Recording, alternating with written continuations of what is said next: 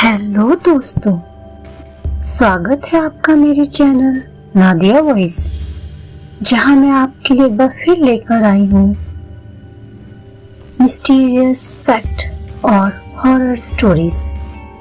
आज मैं आपको भानगढ़ फोर्ट के बारे में बताने जा रही हूँ। ये कहानी आपको झकझोर कर रख देगी। आपने भानगढ़ के किले के बारे में पहले भी सुना होगा, जहाँ सूर्य उदय से पहले और सूर्य अस्त होने के बाद किसी को जाने की इजाजत नहीं है। मैं आज उसी भानगढ़ की कहानी आपके लिए लेकर आई हूँ, जिसे सुनने के बाद आपको ये पता चल जाएगा कि क्यों भारत सरकार ने वहाँ सूर्य उदय से पहले और सूर्य अस्त होने के बाद जाने से रोक लगाई है। तो चलिए आज की कहानी की शुरुआत करते हैं। आज की कहानी शुरू होती है जय नाम के एक पैरानॉर्मल एक्सपर्ट से, जो कि भानगढ़ किले में जाने के लिए प्लान बना रहा था। वो जानना चाहता था कि क्या असलियत है उसकी, इसलिए उसने पूरा प्लान बनाया वहां जाने के लिए।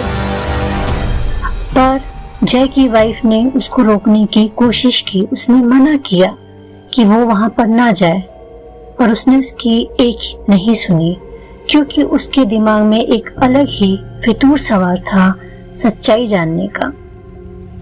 तो देर रात वह भानगढ़ पहुंचा। उसने देखा कि वहां दूर दूर तक कोई नहीं है। वह सीधा किले के अंदर घुस गया।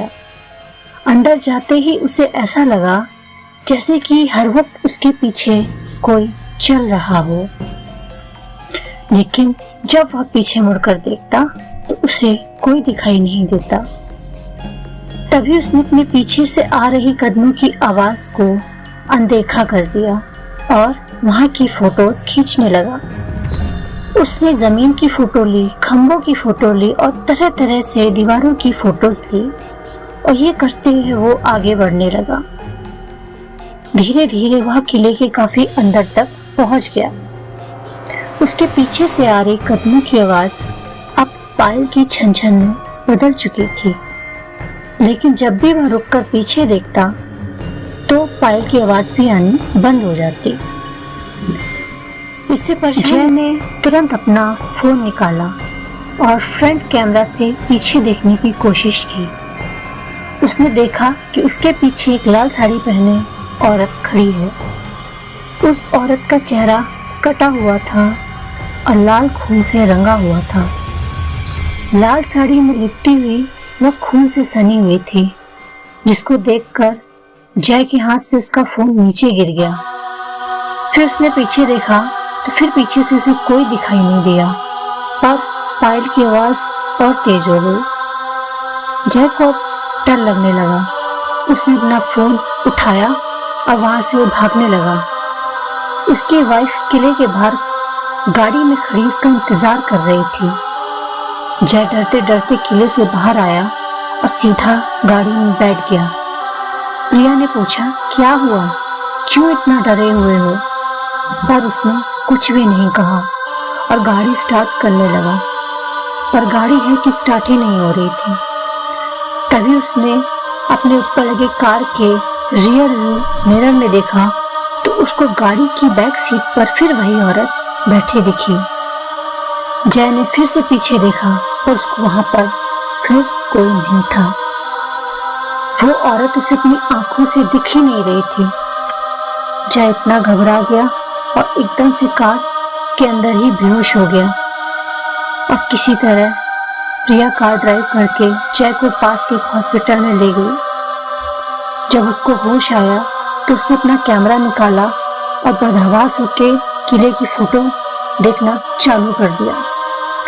उसने देखा कि हर फोटो में वही साड़ी वाली औरत दिख रही थी, जो कि अजय को ही घूरे जा रही थी।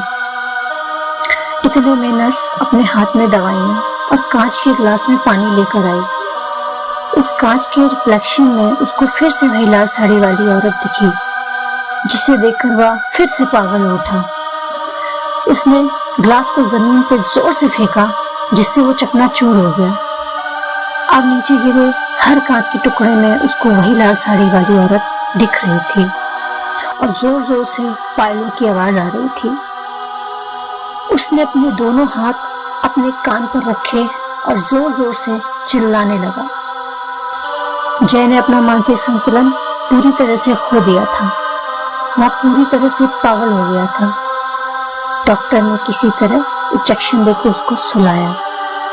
जब उसकी वाइफ प्रिया ने उसका फोन देखा तो उसको सारी फोटो नॉर्मल लगी, पर एक वीडियो उसको ऐसी मिली जिसमें वो फ्रंट कैमरे से देखकर डर रहा था, लेकिन उसमें उसके अलावा और कोई नहीं था। प्रिया को लगा कि जरूर भानगढ़ के किले में उसने कुछ देख लिया है, जो कि अब उसके पति के पीछे पड़ चुका है।